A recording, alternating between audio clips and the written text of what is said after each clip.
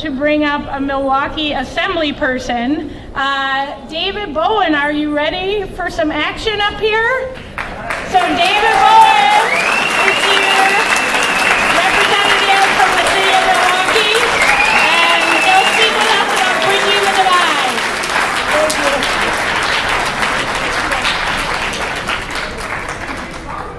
Good afternoon, family. One more time, good afternoon, family.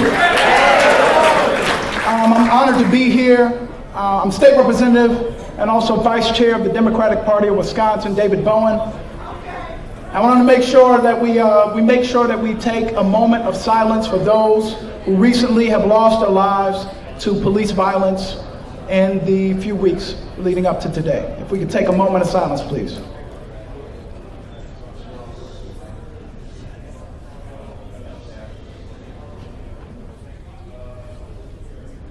Thank you.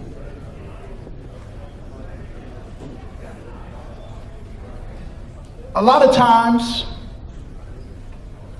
we don't recognize the shoes that people are walking in. And I know this event is called Fighting Bob LaFolic Fest. And Bob LaFolic is a great man. But we have to make sure that we recognize the plight of individuals who have even lost their lives blocks away from this location. And if we don't do that, we wonder why we lose elections. See, I am in my third year of being in leadership of the Dem Party. Thank you.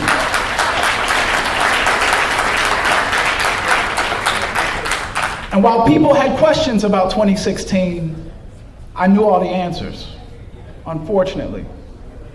Because if you were on the grassroots level, you could feel the frustration in the air with individuals living in communities in Milwaukee, because they knew the story of Dontre Hamilton.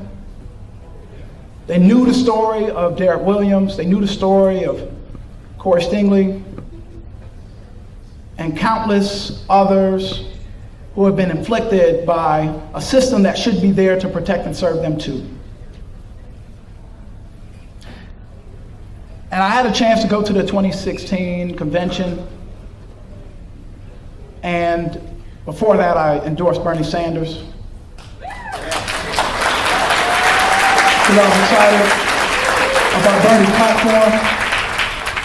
But I had a chance to talk to some of the top staff of the Hillary Clinton campaign and was very much disappointed of the tone deafness of not being able to connect with that frustration and presenting real changes and solutions to actually address those things. So just this week and the week before, there was a report that was finally leaked out for those of us that are very familiar with making sure that we're fighting for justice in Milwaukee when it comes to having fair practices and best practices made by our police department. It was a report that we've been screaming for probably for the last 10 years. And it finally got leaked out, a report done by the DOJ under the Obama administration, listing every change that the police department needs to make. Over 100 changes. I really didn't come to plan to talk about that, but it's very timely in this moment. Because people are watching. And as I look at this room, there are a lot of individuals that live in this community that aren't in this room today. And they're watching. They're watching to see if we will actually champion the issues and the solutions that they are thirsting for. And I think that lack and that hesitation has hurt us. It's hurt us as Democrats. It's even hurt us as progressives. But the solution that we have is to make sure that we get out of this cycle. That's the beauty of this moment. that we can fix this.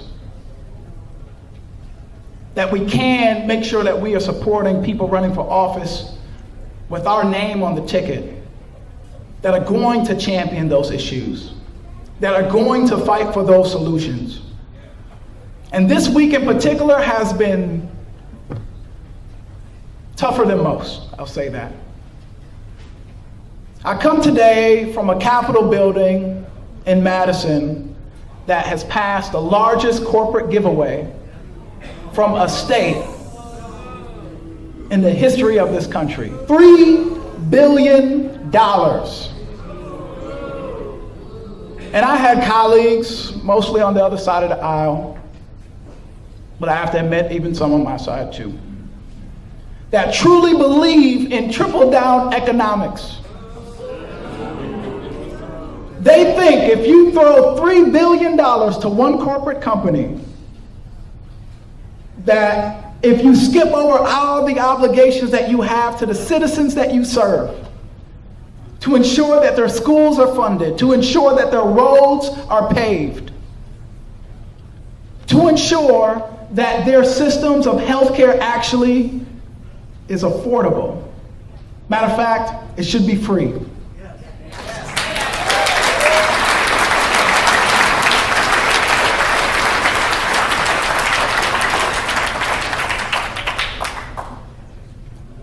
If you can bridge, and bridge is a very important word, if you can bridge these issues between communities in rural and urban Wisconsin, we will never be beat. We will never be beat.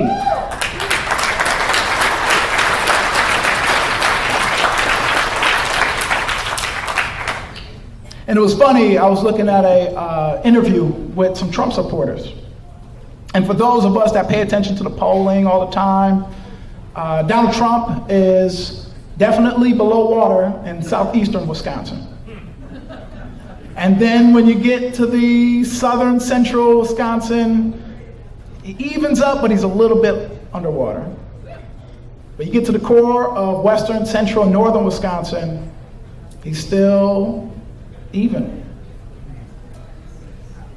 And it's interesting because in that interview, they mentioned things like, we're used to living in poverty. They said people on benefits are driving better trucks than us. Illegal aliens are not paying taxes, so we got to cut the strings off. And people making decisions are not thinking of people who are like me. Sound familiar? Yeah. Yes. Now I challenge you, Fighting Bob Fest, progressives in this room. I say with a little bit of anti-racist education. I say with a little bit of sincere listening. I say with a little bit of compassion, we can still build some bridges. But we cannot forget about the core of our base. The core of our base who, in a New York Times article after the election said, I'm totally fine and okay that I didn't vote on election day. I have no regrets for not being engaged on election day. People that consciously didn't use their power because they weren't convinced. And I think it really is up to the progressive wing of our voters, our base, to lead the way in demanding that we create an agenda that will build fairness for all people. I believe that we can do that. And I believe the Democratic Party can also make sure that they are supporting the grassroots level of leadership and not treating you as an ATM. I believe people want to be partners. And when it comes to these core issues that are affecting people in our community, that are affecting people across this state, we're all getting screwed by extreme conservative interests right now. And the epicenter of the leadership of that is based in wealthy conservative donors. It's based in conservative foundations that are even located downtown in this city. And they are leading the charge against everyone. So I come here today to make sure that I don't go over time, because I think I might be getting close. But I come here making a compromise, and I'm going to lead by example. So for the next 3 months, I'll be on the road in every congressional district. And thank you.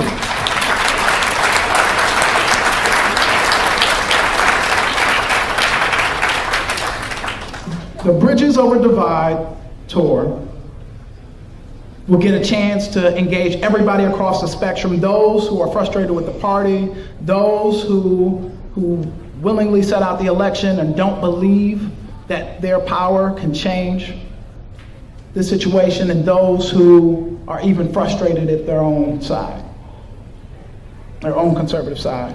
We have a chance, and I'm excited because I know that there are people in this room that are willing to actually take action, give up their own time, spend their own energy, and spend their own money in making this a reality.